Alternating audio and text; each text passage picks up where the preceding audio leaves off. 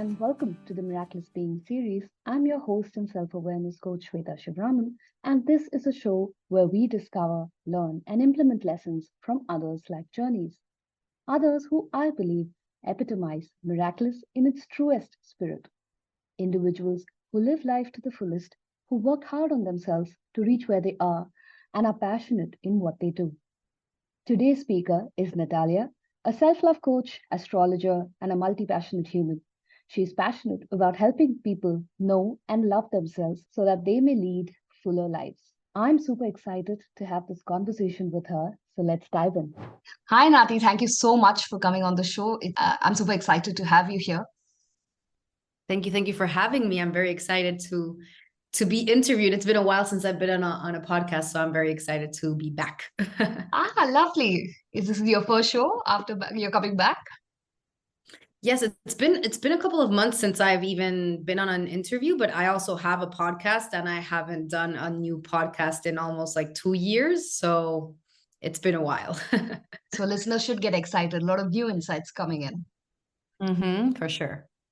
All right, lovely.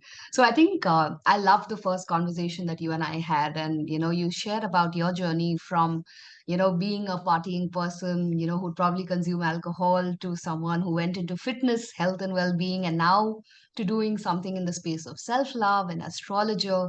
I see quite a few leaps there. So would love to hear how did all of these transformations happen, and share a little bit about your journey there. Yeah, so I was around 25 when I got into like my fitness journey. But before that, I think the 10 years before that, I was a bit of a party animal. So I started drinking when I was 15 years old. I was drinking in school. I would take alcohol to school and I would like lock it in my locker and drink in breaks. There's a lot of like party culture here in Chile, where I'm from. And it was very normalized. So I spent most of university just like drinking every single day. I was hungover most of the time. I didn't have any drive. I was so hungover that I didn't really want to leave my bed most of the day. And I didn't really have any goals for my life other than just make it through university. And in my last year of university, I was one day just like scrolling on my phone while I was doing babysitting. That was my job at the time. And I found this Instagram page that had all these before and after pictures of women who had been doing like a fitness program. And I had seen so many like fitness programs online, but like this one, I could see that the testimonials were legit. Like they were actually happy and they were saying how amazing this program was. And the before and afters were so shocking that I was like, okay, this was a Saturday. And I was like, I'm starting this on Monday.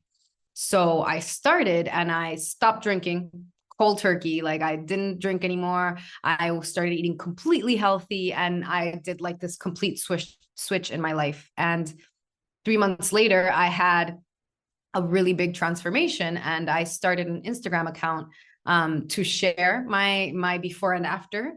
And I blocked all of my friends and family so that they couldn't see me, so that they couldn't find me because it was pictures of me in my bikini or in my underwear, actually. And in one day, my pictures went viral. So I went from having 0 followers to having 4,000 followers in one day. And from there on, this Instagram like blew up because the founder of the program shared my pictures. She would share all of her clients' pictures. So I would have like so many followers from one day to the next, like 8,000 followers one day. And it was just crazy. And in 2015, I fully committed to this. So I kept on going with the program and with the healthy eating and completely changed my life around having healthier habits. But then it got to the point where I was too healthy and I wouldn't socialize anymore. And I took a trip where eventually I realized that I needed to find some more balance in my life. So for the next like 2 years, I was like finding that balance and trying to, okay, allow myself to eat what I wanted to eat every now and then, instead of just like sticking to a very strict, healthy diet, to maybe not working out as much. I started incorporating yoga into my life. So it was kind of like for a couple of years, just balancing that out and finding yeah, finding a healthy balance, because the extreme of not drinking and not socializing and only working out was very isolating as well. Um, I went to Australia. I lived in Australia for a year. I met a lot of healthy people there too. And that also helped me on my journey. I met a health coach, and I decided I wanted to be like her. I wanted to be a health coach, and I wanted to help people and help my community. I had a growing community, and people kept asking me for tips, and I was like, I'm not certified to give tips. So I decided to become certified, and I became a health coach. um, and that was 2018, 2019. And after that, after becoming a health coach, I kind of shifted towards self-love coaching, because I decided I didn't want to just help people with their health and fitness. I wanted to help with their overall well-being. And I noticed that all of my clients were having issues around self-love. And that's how I ended up being a self-love coach. And then in the pandemic, I ended up studying astrology too, because I was stuck at home and I wanted to keep growing and learning, and astrology was calling my name. So that's how I merged both of those things. And now I'm a self-love coach and astrologer. So I hope that sums it up. Such a fascinating journey. And I'm curious, right? I mean, it almost feels like 360-degree turns in every leap that you've actually taken in your life journey. I'm sure there would have been moments of, say, doubt or fear and insecurities. And how did you navigate those? Mm. So I think a big part of it was having support, like having a support system. So for me, well, my husband, I've been in a relationship for over 12 years. So for me, being able to, I'm someone who needs to express what I'm feeling to realize what it is that I'm feeling.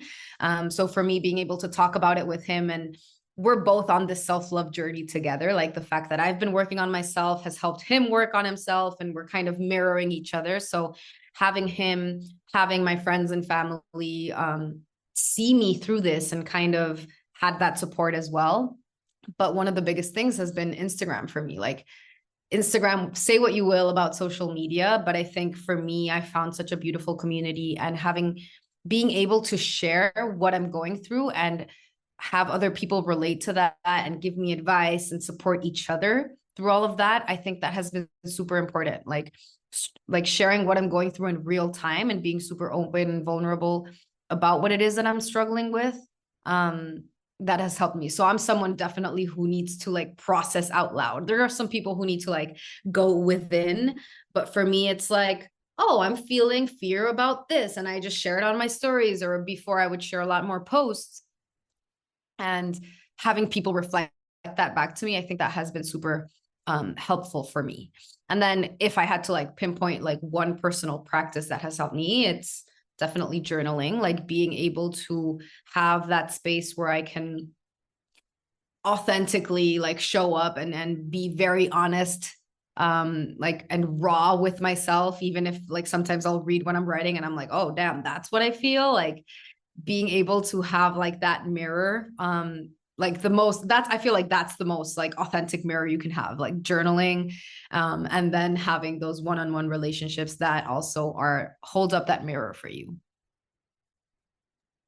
Beautiful. Thank you for sharing that. And yeah, I'm a fellow journal writer as well, and completely resonate with the fact that you can be completely honest, and somewhere writing clarifies what you're feeling as well, right? Sometimes it's all jumbled up in your head, but when you actually pen them down, there is some sort of clarity that emerges, some sort of voice that you didn't know existed within you that kind of surfaces through that journaling. So beautiful. Thank you for sharing that. And if you were to reflect on your own transformation journey, were there any turning points in terms of obstacles or challenges that truly define who you are and the work that you do today?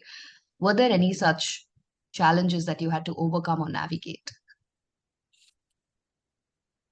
I think one of the biggest ones is like and this is something that I journaled about like 2 days ago, is the fear of success.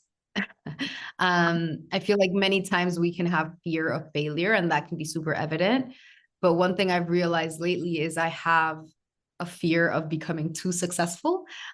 So I kind of cut off my wings before I fly too high. You know, it's like I have a goal for myself and I'm on my way to achieve it. And then there's this like self-sabotaging voice that's like, this is the end. Like, let's just stay in our comfort zone, you know? So a big part of like the internal work that I do as a human is becoming aware of what my comfort zone is, and really, and this is something that I talk about with my clients all the time. It's like, it's not about getting out of your comfort zone, but it's about expanding your comfort zone. So being able to like do different things that make your comfort zone a little bit bigger each time.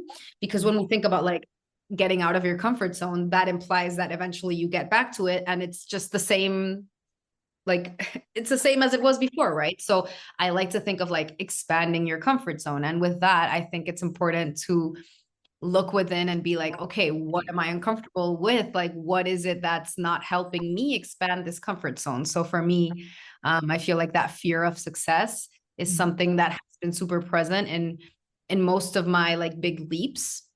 And there have been times where I didn't really believe in myself.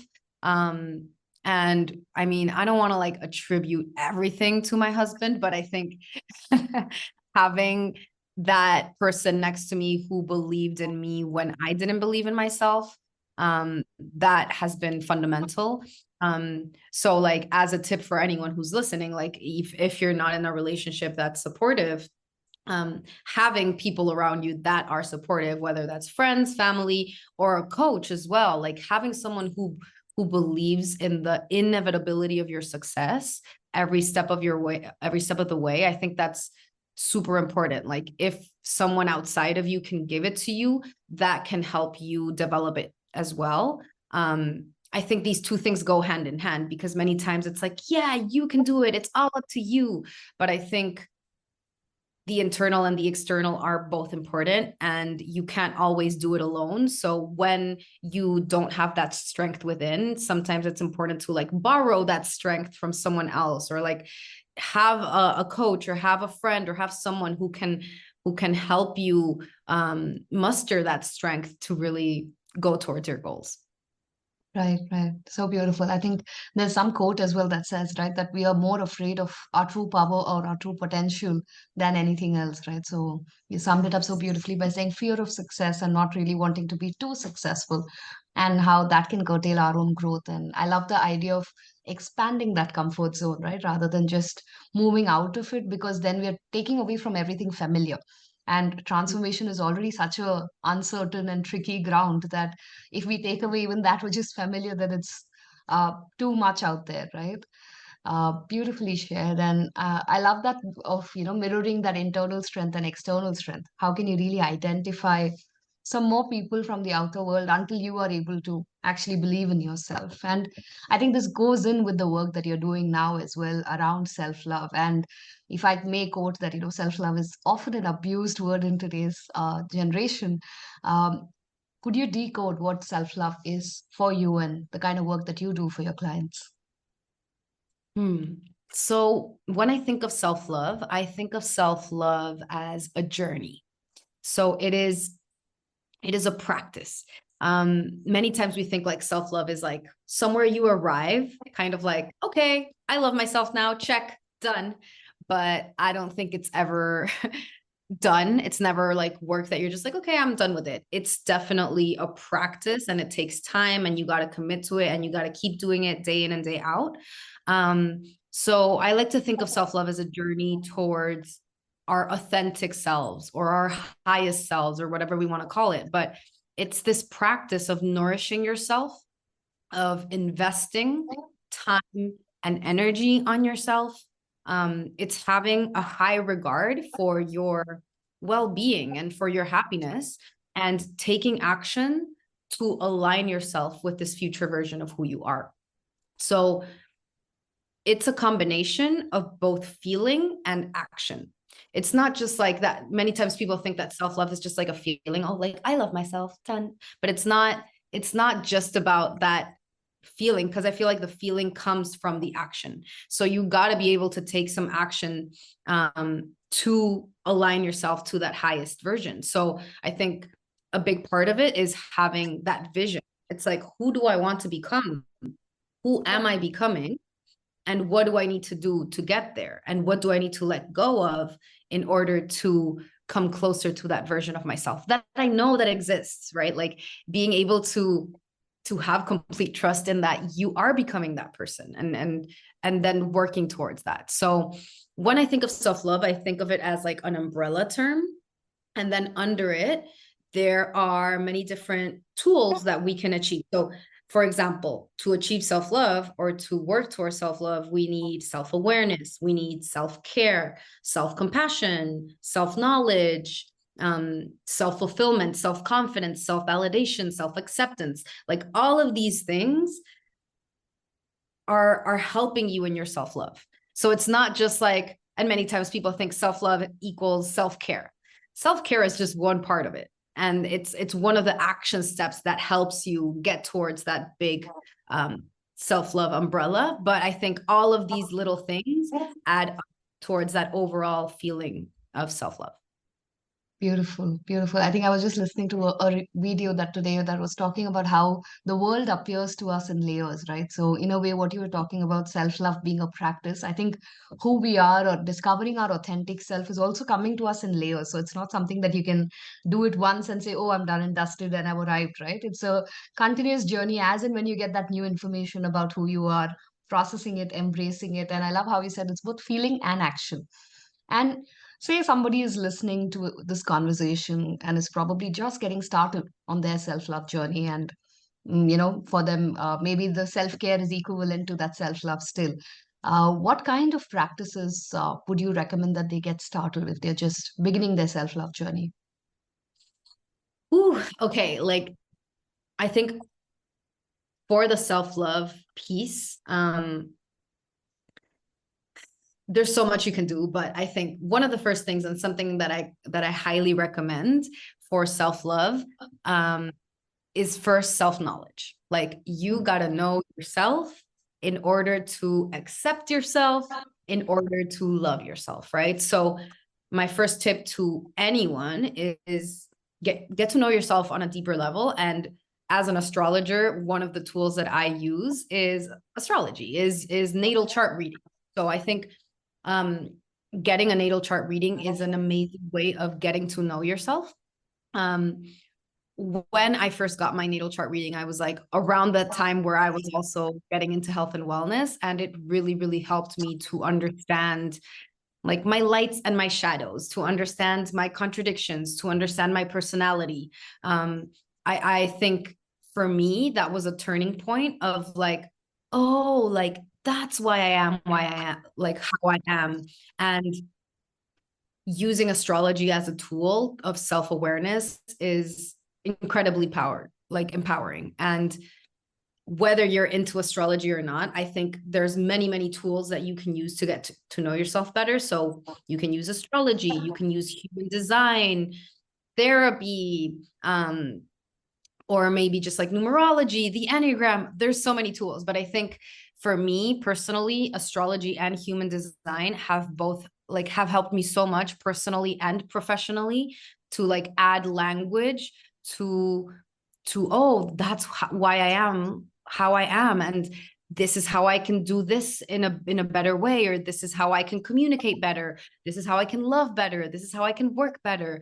And really understanding like who I am and understanding like my potential as well. I think that's, I could talk about astrology all day, but I think astrology can really help you to know yourself. So in order to achieve self-love, the first tip I'd give is to use the tools available to you today to know yourself better first. Another tip I'd give is to ask yourself, whenever you're making any decision, to ask yourself if you're doing something from a place of love or a place of fear. It's super, and this can be super like unclear sometimes. Like, for example, let me give you an example. If you're trying to exercise more, that's your goal. You want to exercise more. Being honest with yourself. Am I doing this? Why am I exercising more? Is it because I love the specific type of movement that I'm doing?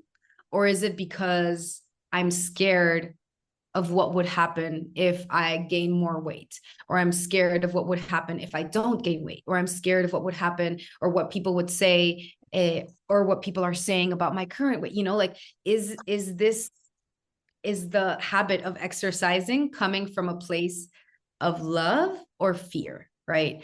And most times, many of the things that we do, many of the habits that we're acquiring come from this place of fear, come from this place of self-hate, come from this place of self-loathing, right? So having that small differentiation before you make any decision, like, is this coming from love or is this coming from fear? And when you start doing things from a place of love, this kind of like has a huge effect on the rest of your life. So I think for me, asking myself, am I doing this from love, has really shifted the way that I do things. So with my exercise, for example, I don't do the workout program that I did, and that was like 10 years ago, almost, because it wasn't something that came from a place of self-love anymore. At some point it did, but now it didn't come from a place of love. It came from a place of fear. It came from a place of lack.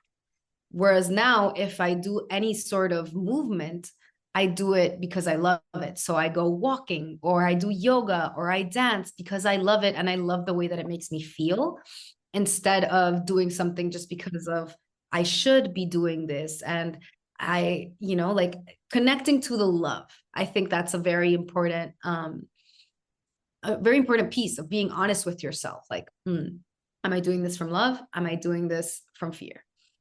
And then the third thing I'd recommend is finding support. So I mentioned this before, but I think in seeing self-love as a journey, understanding that it's not just one or two things that you're going to do this month and now you're finally going to love yourself. No, I think it's understanding that in this journey of your life, in this self-love journey, you can't do it alone. You're never going to walk completely alone. So even if you can acquire tools, you can do your journaling and you can meditate and you can do this and you can do that. And it's great. Like all of these things help you.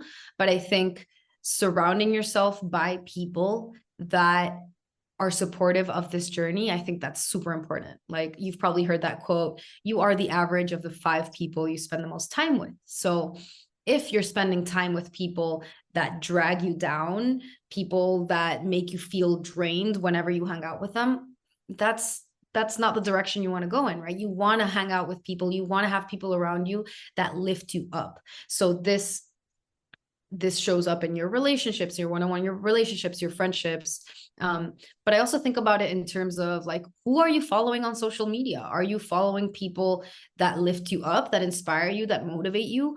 Or are you following people that make you feel less than, people that make you feel drained, people that make you like feel like you're always in the state of comparison or lack, right? So I think it's super important that we're aware of the people that we're surrounding ourselves with and start thinking of them like, is this person filling me up or draining me? And if most of the people are draining you, then maybe it's time to find other types of people and surround yourself with community. So I think community is a big part of it, like finding people who can be your support system. So whether that's your friends, your family, your partner, or hiring a coach. I mean, definitely this is the work that I do as a self-love coach, is believing in the work that you are doing and believing in the inevitability of your success, and like having that support system, having someone who is on your side cheering you on and who really believes that you can do it.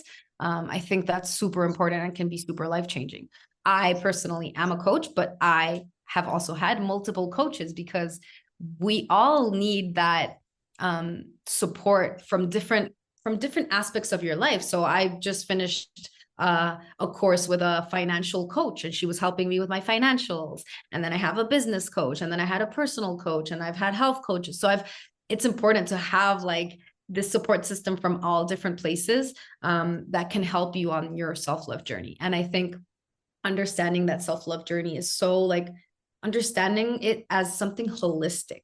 It's not just one aspect of your life, but everything that you do. For example, my finances are an important part of my self-love. If I'm constantly stressed about my money, then I'm not going to be able to meditate or do my journaling practice, right? Like you need to think of all of it as leading into each other, and all of it impacts each other. So having the support that you need from all different aspects of your life, I think that's highly important.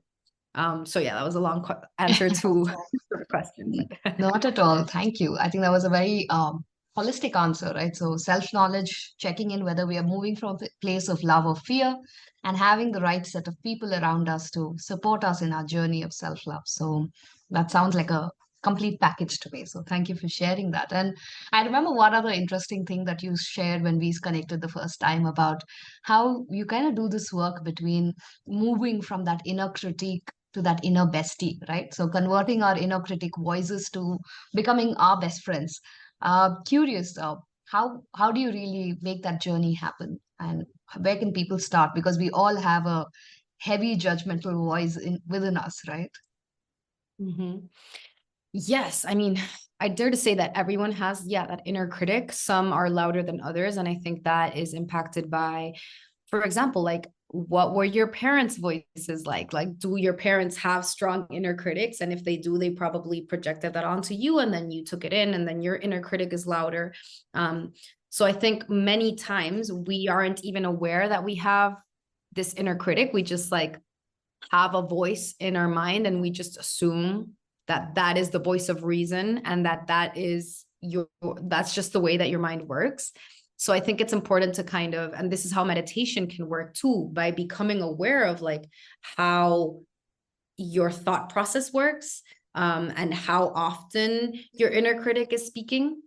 So the first step with being able to differentiate between your inner critic and your inner bestie, as I call it, is just being able to first notice like how often is the inner critic speaking, and how often is your inner bestie speaking. And for some people, the inner bestie never speaks. She's just like quiet in a corner, like looking at everyone, while the inner critic is like on a stage with the microphone full volume, right? So I think being able to first like notice that, and something I tell my clients is to give them a name. Give your inner critic a name. What name would you give her, give him? What name would you give your inner bestie? And go towards your inner critic and grab the microphone and say like, thank you so much for everything that you have. You've kept us safe. Probably the inner critic moves more from a place of fear than love, right? So you've kept us safe so far, but let's maybe give the microphone to someone else. We'll get back to you. Like you will have a chance to speak, but it's the inner bestie's turn. What would you say, inner bestie? I'm interested in hearing your voice, right? So that's kind of like an exercise that you can do. Obviously, this happens inside of your mind. This is not actually something that's happening outside, but internally, like giving your inner bestie more of a voice, thinking like, okay, and if you don't feel connected to your inner bestie, okay, like maybe doing the exercise of, in the situation, what would my best friend advise me? What would my inner child advise me? Like what would I advise to my best friend? If my best friend thing, what would I tell her to do? Right. So I think that's when you're connecting with your inner bestie. It's like connecting with that energy of like, what would you tell your best friend? What would your best friend tell you? So connecting with that, and then giving less of a voice to your inner critic, and becoming aware how much your inner critic is speaking, because sometimes the inner critic is like running our mind and we don't even realize it. So just being able to like take a step back and notice it, be like, whoa, my inner critic has been running my life so far, and that's why I've been stuck in this place. So maybe let me add an inner bestie, and you can add other voices, right? Like if you've seen that movie Inside Out, the Pixar movie, like it's like there's all these voices inside of your head. So adding more of the positive voices, more of the ones that will lead with love, that can definitely create this shift towards self-love. Right. Beautiful. I love that. I think even it helps me externalize it and actually visualize it, because some way, like you said, depending on the environment and the surroundings we've grown up in or the conditioning we've been exposed to, we kind of have a way of internalizing it, right? So in my coaching conversations with clients as well, if I ask them, whose voice is it? Often the first answer is it's my voice. right? Because somewhere growing up, adulting, we've kind of made that into our voice. And then when you actually step down a little bit, and then they'll be able to find the source, saying, where is it actually coming from? Saying, hey, this was not mine, right? Because we do all remember a period of time when we didn't really hate ourselves so much or judge ourselves so much. There was a time when, we were completely at peace with who we are, right? We all remember that childhood space where nothing was really a problem. All of this was a learned behavior to kind of survive whatever circumstances we were born into. So I think that's a Exactly. very interesting journey. I have a daughter, she's 2 years old, and she's barely speaking. She's learning to talk, but just I see the way that she interacts with the world, and it's so pure, and it's making me, I mean, it's teaching me so much having this kid and seeing her grow up. But it really makes me wonder, like, in what point of my life did I become someone who was a little bit more self-hating or who wasn't as authentic? And I think, yeah, that definitely depends on your environment. And I had a good environment growing up, but some people, whether it's society, their parents, their culture, their friends, there's a bully around you, right? Like, these things add up, and then they create that inner voice, and you don't even realize, you're not able to differentiate if that's your voice actually, or if it's just like all these other voices muddled in together, creating your own voice. So I think it's important to untangle that, and then to be able to say, like, no, you know what, underneath all of that noise, this is my voice. And standing firm in that, like, and what I mentioned about like connecting with your authentic version, your higher version, it's like getting clear on what that voice is. It's not just accepting, like, okay, well, this is who my voice is right now, and that's just the way it is. It's like, no, you can change it. You have the power to untangle all of that mess and find your authentic self. True, true. Absolutely. Yeah. Thank you so much for sharing that. And with that, are you ready for our rapid fire round? Yes, let's do it. All right. So let's start with the easy ones first. Morning person or night person? Morning person. Mhm. Always on time or a little behind schedule? Always on time. Always on time. Books, movies, podcast. Favorite way to consume content? Books. If I had to ask you top three. Ooh, okay. So my top book ever that I always recommend to my clients, which is a super easy read. It's a personal development book called The Four Agreements. I feel like everyone should read that book. And then this year, I've read like 17 books this year, but my favorite books this year for personal development, Stolen Focus by Johann Hari. Amazing. It talks about like how we are losing our focus with social media, with our phones. It's amazing. I think everyone should read it. It's super, super clarifying, especially in this age where we're all addicted to our phones and we feel so helpless around it. So Stolen Focus by Johann Hari. And a novel that I read that I really, really loved was called Tomorrow and Tomorrow and Tomorrow by Gabrielle Zevin. Yeah, absolutely. I'll pick up the Stolen Focus, but I love Four Agreements, and it is really one of the most simplest book I've ever read, and it elucidates it in such a beautiful way. All right, lovely. If I were to ask you to describe pandemic for you in one word. Growth. Lovely. And if you were to go into your role models, who inspire you, and maybe what qualities in them inspire you? This is a rough one because I feel like my role models have changed with time, and there have been times where I've had one role model and then they do something or something else that makes me feel a little icky, and then I don't. So I'm trying to not put people up in a pedestal so much, but I think the qualities that I'm attracted to in people are people who are authentic. Like, they're just so themselves, and you're just like, you're such a weirdo, but I love it. You know, like people who really like don't give a fuck. And also people who are courageous nowadays, with everything going on worldwide, people who aren't afraid of losing something, in order to speak truth to matters that matter. I think courage and authenticity are some of the things that I'm very attracted to from people. And also curiosity. Curiosity is one of my like top values. And I just love having conversations with people who are curious and who are open-minded, growth-minded, people who are willing to change their minds, people who are willing to understand other people's point of view. Like I love having conversations with curious people. So yeah, I think those would be my top 3 things today. That's a tough one, but thank you for sharing that. Non-negotiables in your daily routine. So one thing I do every night is when I go to sleep, I put my phone in airplane mode, and I take it off airplane mode in the morning just to see if I have any like WhatsApps. But I try to not go into any social media until 12 p.m. So it's 11:36 p.m. today, right now, a.m. right now. So I haven't checked Instagram yet.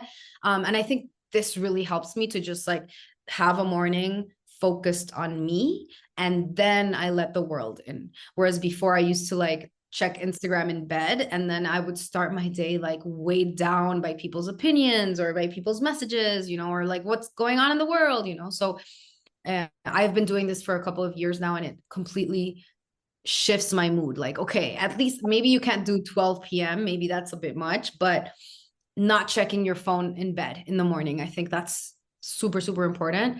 And then another thing that is a non-negotiable for me is taking my time with things that could be super fast. So for example, making a coffee.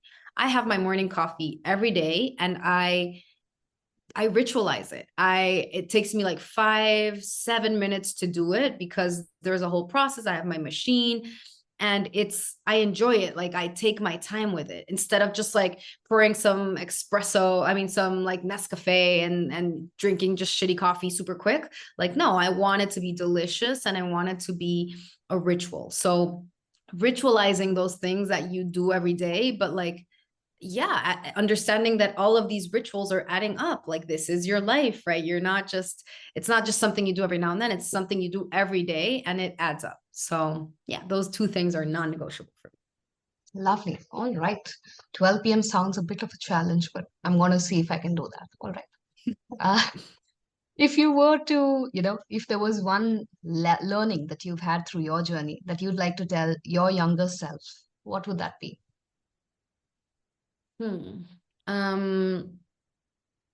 That I can change every day. Like nothing is set in stone, and I can choose to do something different or a different career path, or like I was 25, I studied advertising, and after finishing advertising, I became a health coach and then an astrologer, and now actually I have a clothing business for breastfeeding mothers.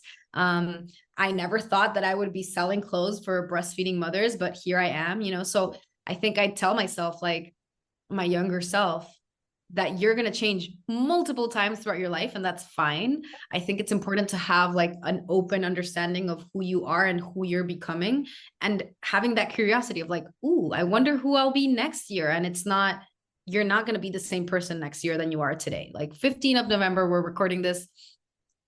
You're not going to be that person in 15 November 2024. Like I'm going to be a completely different person, and I know it. So understanding that who you are is always changing, and like being open to that change and being okay with that uncertainty of who you are becoming. Right. I think that's the biggest thing, right? Between that being and the becoming. How do you really manage that, balance that becoming? Thank you for sharing that.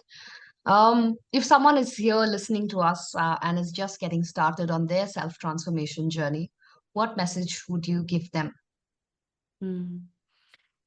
Have patience and compassion with yourself. As in the book, The 4 Agreements, one of the agreements is to always do your best. So I think understanding that your best is different every day, and giving yourself compassion if your best today is different from your best yesterday and from your best tomorrow. Like at the end of the day, asking yourself, like, did I do my best today? And if you hold that standard for yourself, like, that you are moving forward, and you are transforming, right? We're always growing, we're always changing, or at least I'd hope we are. So yeah, having patience in your transformation and having compassion, lots of compassion for yourself. Lovely. And in this podcast, we usually say that we bring in people who are works in progress, that, transformation is an ongoing journey and a continuous journey. And it's not that we're interviewing people who have arrived there and gotten it there, right? So if you were to share maybe some areas of improvement that you're working on for yourself, what would they be? What are you currently working on? I am working on, well, as a mother to an almost 2-year-old, I think I am now working on myself again, because the first year I completely did not prioritize myself. So I think I'm even as a self-love coach, I let go of so many of my habits and my routines. So I'm taking those on again, and I'm finding my balance. I started going to dance classes, which is something I always wanted to do, but I haven't done. And also just looking at different ways of getting support. So different types of therapy or different types of coaching. Just I'm always on this growth journey. So I'm always finding my blind spots. So as I told you, I just finished a financial coaching, which is super important. And I feel like everyone should, well, I hate using the word should, but everyone could benefit from having a financial advisor or having financial literacy, being able to take care of your finances sooner rather than later. The sooner you do, the better. And especially if you have children, being able to pass on a healthy relationship with money, super important. That's a whole other topic. But yes, I am on a self-growth journey always. And I think that's super inspiring, because it's never done. I'm never just oh, I'm done. Cool. It's always what else can I work on? What are my blind spots? And just being really honest with yourself, right? Maybe I wasn't my best here, right? And that's how journaling can also be an amazing tool. So yeah. Lovely. Thank you for sharing that so vulnerably. That never is easy. So thank you. And one last question for today. If you want listeners to take away just one message from our conversation or our podcast, what would that be? I think it would be to not do it alone. Even if we use the word self-love, right? All of these things, the self-acceptance and the self-knowledge, blah, blah, blah. We don't exist in a vacuum. Communities are so important, and finding your people and finding a support system, I think that's super important. So I think we talked about it a lot, but I think it's that even if it's your self-love journey, that doesn't mean you have to do it alone, and finding the right people to support you throughout your journey in different stages of your journey. Maybe now you need one kind of support, and then 2 years from now you need another, and then 10 years from now you need another, but understanding that it's important and necessary to ask for help along your journey. Lovely. Thank you so much. And if listeners had to find you online, where can they reach you? So my Instagram is Nati Valderrama, and my website is nativalderrama.com. I host new moon circles every month. So it's a space on Zoom that we talk about the astrology of the month, and then we do a little bit of journaling together, and that's always super fun. I do self-love coaching and also natal chart readings. And you can find me on Instagram. That's where I'm most active, mostly on my stories. And hopefully I'll get back to my podcast soon, but no promises. It's hard with a 2-year-old. I can imagine. So thank you so much for making that time with a 2-year-old and having this conversation with us. And I think the insights that you've shared was super practical and so useful. Thank you once again. And for all our listeners, we're going to share the links in the description, so you'll be able to find your IG profile and her website there. So don't worry about catching that. And thanks once again, Nati, for your valuable time and inputs. Thank you so much for having me. This was super lovely.